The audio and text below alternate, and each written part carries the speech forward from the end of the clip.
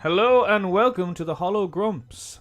We are here to review Rise of the Skywalker. Colin, it's Rise of Skywalker. Oh, Rise of Skywalker. I am, as Liam said, Colum. And I am, as Colin said, Liam. I should probably just address the fact that both our cameras are actually, in fact, in the same room. So I saw this at midnight, and then when I came out of it, I said, Liam, you should go see it. And I tricked him into seeing it. Well, I wouldn't quite say he tricked me into seeing it. It didn't take an awful lot of arm twisting to make me go out of curiosity to see how 42 years of cinema was going to end. Am I right? 42 years. Yeah. God. So, should we stick to the exposition or just get on to the review and tell you how we felt? Just to be clear, this is a spoilerific review. Spoilers! Spoilers! Yeah, there are spoilers. Because I don't think you can do this review justice if you don't actually talk about all the things in it. Let's start at the beginning. Okay, so there are a lot of cuts and changes between everything, but you know that because you've seen it. Okay, so the beginning... Title scroll. Title scroll. The dead speak. Because Emperor Palpatine has decided to announce his surprise return to the galaxy just before he launches his surprise attack. But it's to give everyone time to prepare. You know, you have to be prepared if you want to expect an emperor. Yeah, so there's our first problem. The dead speak. And he could have just surprised them all. Why send out the first order and have the final order? Why not just have it all in one go? Sorry. Final order. We're not suggesting they didn't have this planned out 3 movies in a row. No, of course not. But it starts off with Kylo killing a lot of younglings. Actually, just bug people, I think. Younglings. He kills a planet full of bug people that you don't really feel sorry for. The only reason you're supposed to feel sorry is because he's killing them in slow motion. And he's looking for the MacGuffin. I mean, the Sith. The MacGuffin cone. The GPS unit. The Borg node. But he's looking for that, and he finds it, obviously. Puts it into a ship, just plugs it in, finds Exegol, which sounds like a petrol company. Used Exegol. Landed there. Really, actually, to be honest, it's a really nice atmosphere there. I thought it looked cool. Again, if it was set up in advance and I was invested in this, I would have thought that was cool. He goes down. He has Palpatine talking in his brain, saying he's been expecting him. That he was the voice of every voice he's ever heard in his head, setting up this idea that Palpatine is in fact every single Sith in one, because it's like a link chain that each Sith, as one dies, the next one inherits all the Sith's essence. Yeah, let's say essence. But we don't know that yet. Oh, and of course he has Snoke in a test tube. They kind of had to add. I suppose they had to add that line in just to kind of throw it away. That yes, I invented Snoke. We don't need to say anything more about Snoke because he's dead now. He's dead. Rian Johnson screwed that up. But they needed to address the fact that he was supposed to be a big important character. He just was killed off. Now, on to flying the ship. Getting to meet Mark Hamill. Yes, so this is going to be very confusing. We haven't written anything down. So it just keeps cutting between scene after scene after scene, which lasts about 30 seconds and makes the music extremely forgettable, which is a big shame because I can't remember a theme lasting more than 30 seconds in any of this film. But they go to this spy they find, and the spy turns out to be voiced by Mark Hamill. Is that in the credits? No, I don't know. I didn't stay long enough to look at the credits. I left promptly. Very quickly got out of there. Yeah. And so then they do the skip jump, which is not meant to be a new Disney ride. And then after that, they get back to the planet where we see Rey levitating some rocks, trying to contact the Jedi voices. And did you know the worst part about that scene is the fact that when she's floating there and she decides, "Oh, I'm done," she does a flip. Just to make it even more a slow motion flip. Yeah, just because why not? Because it implies that she can fly. So then we have a couple of scenes that unfortunately Carrie Fisher was edited into the film just to state a couple of things like never give up hope, nothing is hopeless, never underestimate a droid, and so people usually say no. things around her, basically. No, and tell me later. People just say things around her and she just gives generic responses. Almost like, if you can imagine, robot, you can imagine like a Woody doll or somebody pulls a string and he says, "There's a snake in my boot." Well, it's essentially the same type of thing. And I don't mean to be offensive about it. It has absolutely nothing to do with her. It's because Disney inserted her into it. It would have been more tasteful to actually just have the opening crawl stating the fact that Princess Leia has passed away. Yeah, but then they would have backed themselves into a corner later on. She's very useful later on. But she could have still been a Force ghost. That could have been her first appearance as a Force ghost. And we will get to that when we get to that point in the film. But Jesus, what's next? Okay. So the Millennium Falcon gets back, and this was the first introduction that I actually missed when I was watching the film because it goes so fast. It says, there's a spy in the First Order. And that pays off later on in the film to much hilarity. My favourite line in the whole movie is actually that line. But anyway, they decide that they need to get to... something. The sacred texts say that you need a Sith wayfinder to get to the Emperor, and there's only 2 of them were ever created, and that apparently some bounty hunter that worked for the Emperor and the Emperor alone had one, and he crashed on a planet that was not Tatooine or Jakku. No, just one of the many sand planets that exist in the Star Wars universe that are strangely heavily populated. Yeah, and what are the odds that they show up at this festival that only happens every, 42 years? Well, that's the whole film. What are the odds? Well, anyway, I'm skipping through things here. Chewie dies for like half a second. Don't do that. Yeah, they didn't want to deal with any of the repercussions of these things, so they kill Chewie off, but they don't kill him off. A minute and a half later, he was back. Yeah, I'd say, about a minute and a half later. And, of course, they find this spaceship that's sitting on top of one of the canyons. And if anyone's seen The Mandalorian, we get to see how the Jawas deconstruct, and this isn't even on Tatooine, the Jawas seem to be spread around the galaxy. The Jawas deconstruct his ship in like 30 seconds. But this fully functional, fully fueled ship has been sitting out there in the desert for the last 30 years, is it? Is that how long Lando said he's been sitting on that planet for? Give or take. I don't think he ever said he was stranded there. Leia told him off screen he might need some help. So he showed up to help them.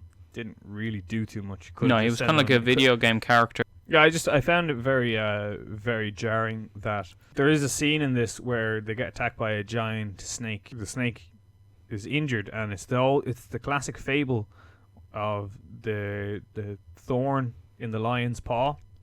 Whereas like once you pull the thorn out, it's a nice lion and it won't kill you.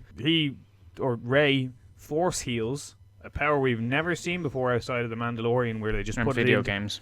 Yeah, they just put it in to prepare us for it. She force heals this lizard. No one seems to really be surprised. No, it's just something she can do. They haven't seen her in a year, but she states it to them. She says, "Oh, I can heal people." And I just transfer some of my force into it. Okay, whatever. I suppose the force can do whatever you want it to do. Yeah, force is life force, and yeah. It just shows how small the universe is. That they've developed so many things over decades of Star Wars, and they have to resort to just creating new force powers because that's like the most annoying thing about it is the fact that they had all this lore, all this canon, they had all this content, and they basically said, "Oh well, we're gonna push boundaries and disregard everything that's ever come before." Like the Force is meant to be this subtle thing that people, when they see it, they don't know if they really saw it or if someone's just tricking them. That's one thing Rian Johnson did quite interestingly at the very end of The Last Jedi is the kid force pulling the brush to himself, and you're like, that's quintessential Force powers. Yep. Healing people. Like, what is actually happening there? But if you think about it, Force healing is such a complex thing. You're giving that person millions of cells. Those cells are reconstructing themselves into the exact way they were before, and you're just doing that with a thought. And it also opens to questions of why did no Jedi in anything before that we've seen in the films have that power? Because then why couldn't Obi-Wan heal Qui-Gon? I mean, he had more Force training than Rey had. Why couldn't Anakin have his hand healed? I know people say, oh, it's not that powerful that we can't make appendages again, but I mean, where do you draw the line? How does Rey know snake anatomy or whatever that creature was that she's able to heal it? But anyway, we digress. We were talking about this spaceship that they just got on and was fully fueled, which they are now able to take to the World War II planet. World War II planet. Oh yeah, and they go there because C-3PO refuses to read the dagger, which is in Sith, and was passed by the Senate to prevent him from blah blah blah blah blah exposition. Of course, they don't state why C-3PO can't actually just lead them there himself. He says, "I know where it is. I just can't tell you."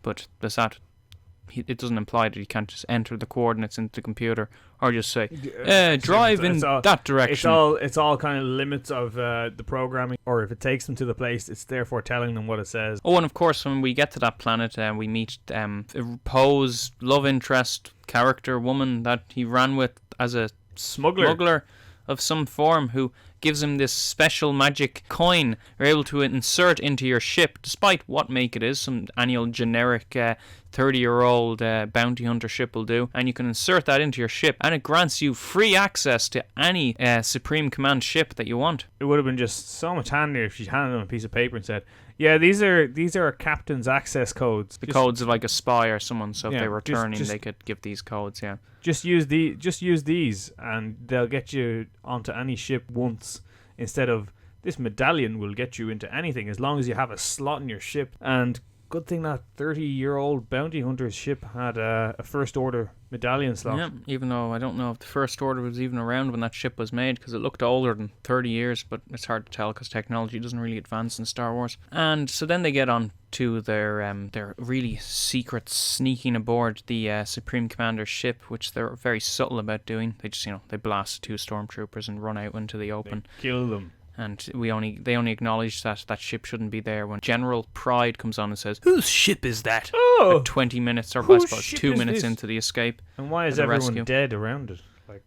Yep, he doesn't even address all the dead bodies, just says, whose ship is this? Yeah. And if you think back to A New Hope, where they had this really cleverly crafted elaborate escape. Yeah, where they hide in the smuggling part of the ship. And then they have to deactivate the tractor beam. Yeah, in a nice paced scene that goes on for... As opposed to what they do in this one, is where they kill everyone, mind trick people, they get captured, and then we get the greatest line of all time. So the person that is about to execute them after they get captured is, of course, General Hux, and he decides at this point it is time to unveil his true identity. I'm the spy. I am the spy. What? I was so surprised. I was shocked. I don't want you to win. I just want Kylo Ren to lose. And so do we all. Actually, in this film, I was rooting for Kylo. So then Kylo force Skypes Rey because, Rey can detect Chewie's on the ship when it's right above her, but Kylo can't. Who can force Skype Rey whenever he wants, can't detect that she's right above him. Bit of a scuffle. Force saber battle. It must have looked really awkward to anyone else watching. Well, no, it looked like he was projected into that area because obviously their lightsabers could actually clash. It's kind of like they were occupying 2 spaces at once, though, because he can't see anything around her. He can only see her, and she can't see anything around him. And even though she's holding the dagger that you just put into his quarters. Yeah, but he has really, really poor plot armor. Oh, so they have a scuffle. The Vader helmet falls out, and Kylo says, "Oh, so you're in my quarters." So then, skip on ahead. They escape. Kylo can't capture. Oh wait, no. He reveals to her who her true parents were. Half of who her true parents are. He hasn't get that far yet.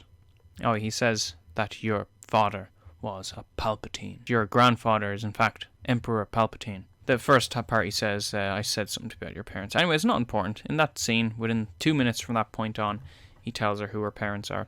And we all know, and we're all shocked and flabbergasted. Because the galaxy's so small that it can only have Skywalkers and Palpatines. But doing the math, and I didn't want to do the math, he would have had to have been 80. Why couldn't he have been a Kenobi, and they just tied it in with the upcoming Kenobi series, where when he was on that planet, he got someone pregnant, and that's how it continued. Because it would add up age-wise to be acceptable. But an 80-year-old man. But now there it is. He did, and he has offspring. His greatest plan was actually just to seed the galaxy with Palpatine. Using force projection. Maybe he made Anakin in the first place. Force insemination. As far as we know, though, with Anakin, it was actually just Anakin was a response to his master, Plagueis, trying to turn the force into a weapon. Yeah, let's make the universe that bit smaller and look at it from that perspective. So, anyway, so they get out of the Supreme Leader's ship, and then C-3PO's memory's been wiped, but of course that's fine because R2 has a backup. So then they go to Endor, not the forest moon, but one of the planets that surround Endor. Planetoids, yes. They line their new Sith dagger up with, well, it's an old Sith dagger, but who cares? Out with the ruins of the Death Star 2, which just points the way to where the... I'm sure I'd say he had that dagger made for that specific reason. Like, I'd bet money he had. Like, I wouldn't go as far as to say, what are the odds? I'd say he had it made just for that specific reason, because it obviously looks like it was just made and like because he knew he was the only person that could read Sith. So, or maybe Palpatine gave it to him, or one of Palpatine's underlings after the crash of the Death Star. It's like, if you ever need to find me, this is how you're gonna get to me. Like, if he actually wanted him to find him, why wouldn't he just give him the little Sith wayfinder? Because then I assume then that would lead Luke to him, and Luke doesn't speak Sith. I'm being an apologist. Just give him like a fingerprint scanner or something like that in his Sith wayfinder. It doesn't matter. It doesn't matter. Apologist, and like. So anyway, they line the dagger up with the Death Star. Then Rey goes to the Death Star. Of course, Kylo shows up. I wasn't sure at first if it was Ghost Kylo, or he must have known it was there in the first place. Wait a minute, how did he know exactly where that was? He put a tracking device on her ship. Did he? Probably. I'm being an apologist here. And why didn't the rest of the First Order show up? Why was it just Kylo? If Kylo knew that the Death Star 2 was there the whole time and that there was one of them Sith wayfinders sitting on it, he showed up as if he knew. Why did he have to go searching for a year? Maybe Palpatine told him. Oh yeah, I suppose he has been in contact with Palpatine now at this stage. That makes sense, doesn't it? Okay, so then they have their fight. Princess Leia can finally die now because she can connect with Kylo to stop the fight, so Kylo will lose and maybe hopefully bring back Ben Solo. Of course, Rey picks up Kylo's lightsaber and stabs Kylo with it. Kills him. Doesn't kill him, just wounds him. Then she heals Qui-Gon's him. Same way Qui-Gon was wounded, actually. Exact same way. Yeah, he's good. He meets Han Solo because obviously they couldn't have Leia, who is not a Force ghost. No blue hue around him. He's just a psychotic projection of a man's inner turmoil. And then Rey goes to Ahch-To. Was that where Luke was hiding out? Ahch-To. And of course, Force Ghost Luke. I don't know why we're even breaking this down anymore, to be honest. You've seen the film. He catches the lightsaber. It's stupid. I would have preferred if he threw it back at her. Yeah. I would have preferred if it had been like Sam Raimi's Spider-Man, where J. Jonah Jameson throws a cigar at the window, and the cigar just comes back in the window. I would have preferred that, and then him walking out with it. Because now we just imagine Force Ghosts can do anything they want. Yeah, I wouldn't be surprised if he turned the lightsaber on then. Like, they're just impervious to everything, and they can be anywhere they want and do anything. They're impervious to fire. Yeah, can't be hit. They're just sitting around being lazy. And they were too lazy to render it properly, so the saber became. Maybe it was a Force saber. Maybe Rey had to run into the fire.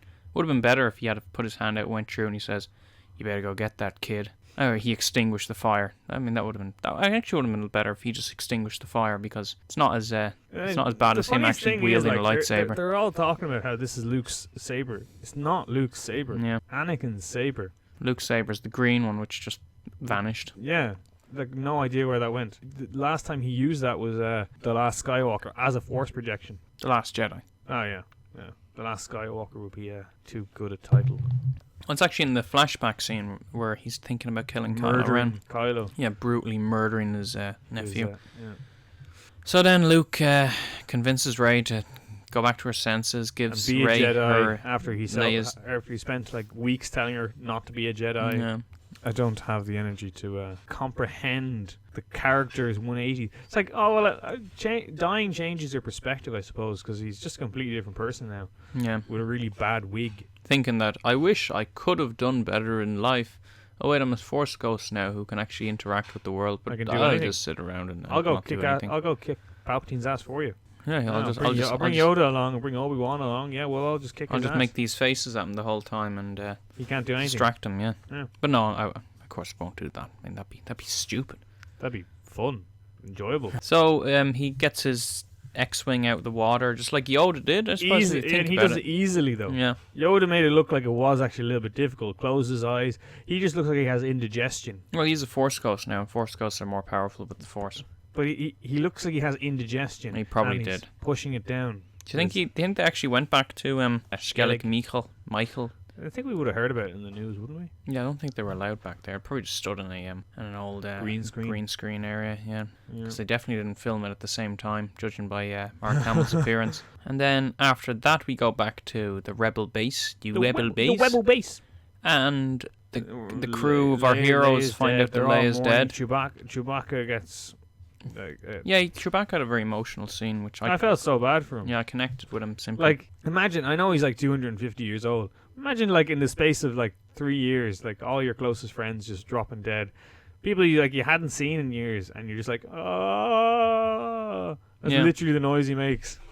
It was everyone, like all of his close friends. I mean, he lost his planet of Kashyyyk. Well, it wasn't destroyed, but he lost most of his family and friends back then and during the Clone Wars. Then he loses Han, the guy who he had a life debt to him, but he was his best friend. Yeah. The only person he didn't lose is Lando. I don't think. Oh, they do have screen time. Him and Chewie, the smooth talkers, rally the entire universe in the space of about half an hour. I felt like I was mustering the Rohirrim. Do you know?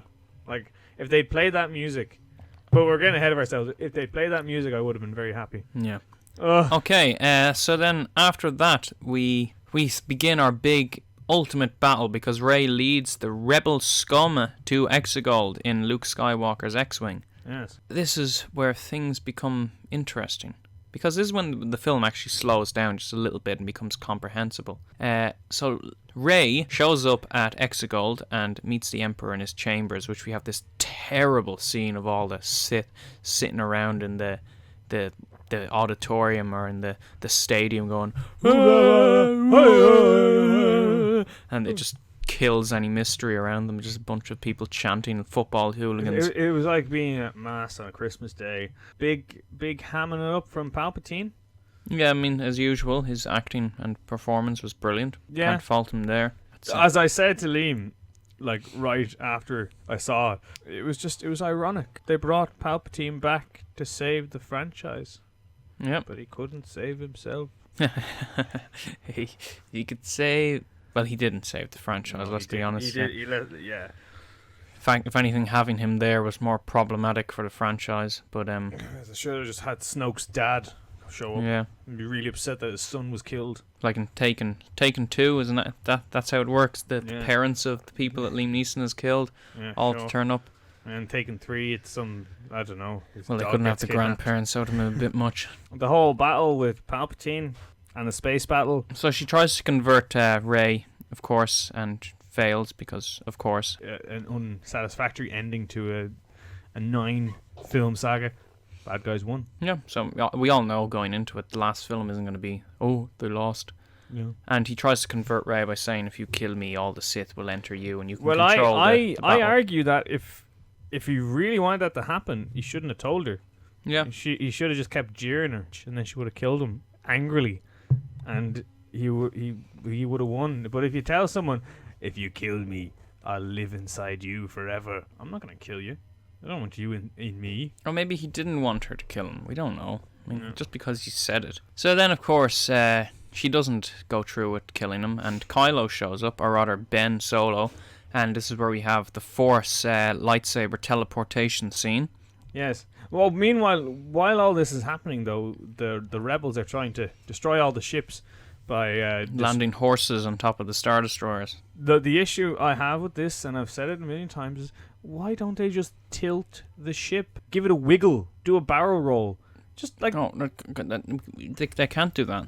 Like that's too smart. No, they can't solve that. I mean, they couldn't just point all their Star Destroyers at space and just fly up and. Well, I can understand out of the why atmosphere. they can't take off. Like if there's loads of lightning storms and there's only like literally a corridor they can get through. I can understand. There's no space around the planet. I mean, we saw literally the entirety of the galaxy's force show up at the end. Yeah, but they all went. That's why it took so long for them to show up because they half an hour. Yeah.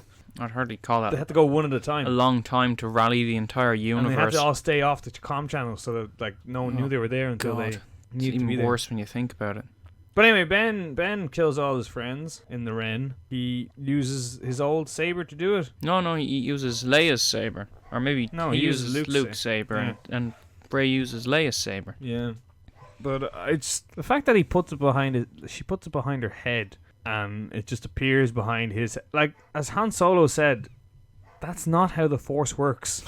Like... It's not how the Force works, kid. But, like, really, it isn't. Like, that's... I've never played a game where you could just Force teleport an object. Wait, now we can literally do anything. You could put your backpack on and everything will be gone. Yeah, you get robbed by someone who you thought Force you Ghost trusted. Ray appears behind you and sneaks into your backpack. Because now, I presume you can now make yourself bigger and smaller with the Force. Yeah, I mean, why not? you can do what you want. Yeah, you astral project yourself to be a giant. Anyway, Palpatine steals their life force and it rejuvenates himself to look exactly like he did right after his attack with Mace Windu. And Actually, right before it.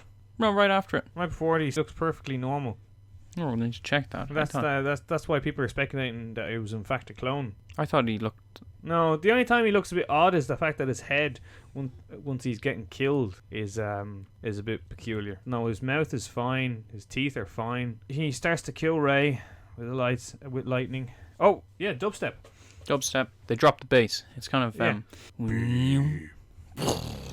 It doesn't end like that, by the way. It doesn't end with him winning. It ends with Rey using 2 lightsabers instead of 1. Ben getting thrown down a hole, never to be seen again, or is he? Apparently, 2 lightsabers deflect lightning better than 1. If you have one lightsaber, all it does is kind of just absorb the lightning. 2, and it reflects it back, right back into the direction. I would have thought it would have overloaded the lightsaber or something. Yeah. But, you know. You think if one absorbs it, 2 is just going to doubly absorb it. And, of course, Palpatine, 3rd time's a charm, still hasn't learned to turn off his lightning when it's actually killing himself. Yeah. He decides to just keep on pumping out the lightning as soon as Rey turns it back on him. He dies completely. Temple of after Last Crusade style, is it? After getting after some words of encouragement from every single Jedi who was killed during Order 66, who we saw get killed. But she kills Palpatine. She dies. Ben climbs back up, just a little bit too late to help her. Uses the Force to heal her, because now he knows how to do that because he had it done to him. He heals her, and they kiss awkwardly. Oh God, yeah, that was obviously somebody in the upper section of Disney said, "Wait a minute, guys, there's been no kiss in this saga." Well, actually, there was with Finn and Rose. Let's forget about that. Oh, but we should have built up to that. This is awkward. No, do you not remember Raylo?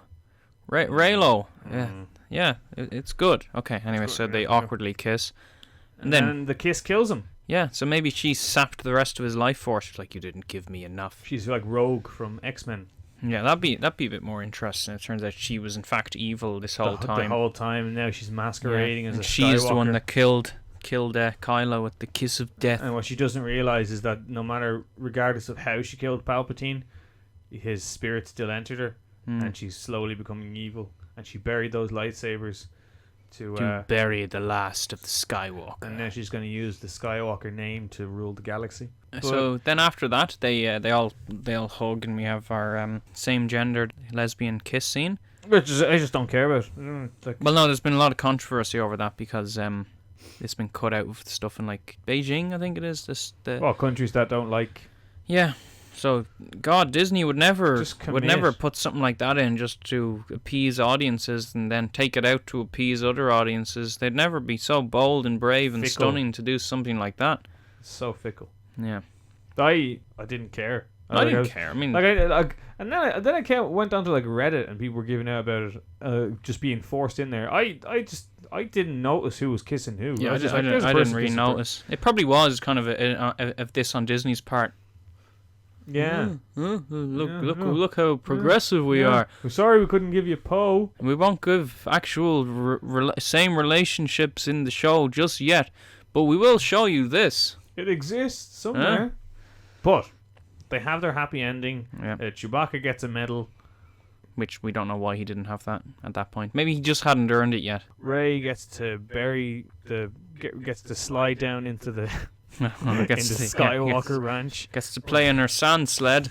It was so unnecessary. No, it wasn't. She was just sad she didn't have that upbringing, with her parents pushing her through the sand dunes. It was so peculiar. No, and you have to take this as rumors. I've heard from certain sources that it was originally meant to be the Force ghost of Luke and Leia that pushed her down on the sand sled. But it looked a little bit too goofy, so they had to cut that out. That's a little bit lame. But anyway, she looks into the sun, because that's always a good idea. And she sees 2 ghosts, which, if you look into the sun for long enough... Everyone will see 2 ghosts. Yeah. And there are two suns. Oh, yeah, she also made her stick into a lightsaber. Yeah, and it looks like a generic cultist lightsaber from the Jedi Outcast games. It looks like a fan made lightsaber because it's black. There's nothing like interesting. Black it and looks yellow like it's made laser. of plastic. It was the most uninspired laser. I mean, I know they're all blue and green, but I would have even rather a purple laser. I hate the yellow one. It's just to show her ambiguity, isn't it? It's to show that she's different to everyone else. She's better than everyone else. Plo Koon had a yellow lightsaber, didn't he? Only in Jedi Powers battles. Oh, it was only And Jedi Power the reason battles, he had a different color lightsaber was to tell all the characters apart.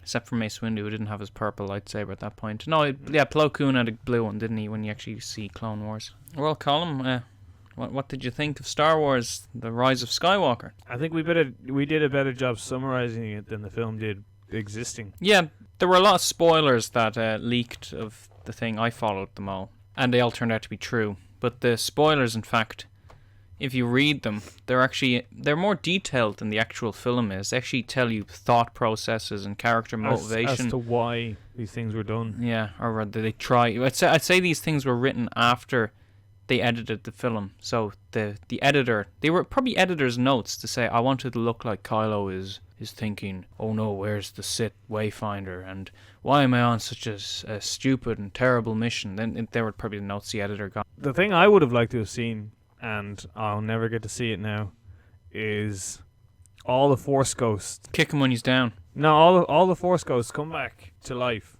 or just appear. Qui-Gon Jinn all the way up to Anakin Skywalker and Luke and Leia. All come back with their lightsabers and their respective weapons, and just they're the ones that kill Palpatine's guards while Rey fights Palpatine. I would battle of 5 armies. Even hold them back, like make a ring or force a ring around them so that the guards can't get near them. Yeah. Anything would have been more interesting than what we got. Yeah, just give me some CGI Liam Neeson. Even having Kylo help to kill Palpatine, like the two of them have to hold him back. I mean, it would have made more sense because then it wouldn't have tainted the whole legacy of the Skywalkers. Because the funny thing is, like, Luke didn't defeat Emperor Palpatine. No, neither did Vader, as it turns out. Yeah, and the only reason people like say, "Oh my God, Luke is so powerful," is because he beat Vader, and it's kind of like, well, by law of extension, therefore, he's more powerful than Palpatine if he beat Vader. But if he was more powerful than Palpatine, then he wouldn't have got owned by Palpatine. Yeah, and he didn't quite beat Vader in the sense that, for that one moment in time, Luke channeled his dark side energy and just pummeled Vader and took Vader off guard. I mean, if Vader had been aware of that from the very start, and if there was also the complicated relationship between Vader and his the thing was, Vader child. wasn't trying to kill Luke; he was trying to turn him. So there were many variables at stake, and it's like the Rey versus Kylo fight in The Force Awakens. It's not that big of a problem because, again, Rey has just seen Finn getting cut down by Kylo and thinks that he's dead, and of course channeling the dark side energy like that, it really impacts how a fight goes. And that's one thing I did like about the fight scene between Kylo and Rey in this, despite how lame the choreography was. It was the first time Kylo actually seemed like a credible threat to Rey, because she just couldn't overpower him no matter what she did. I will stand by my words that it was a terrible fight scene.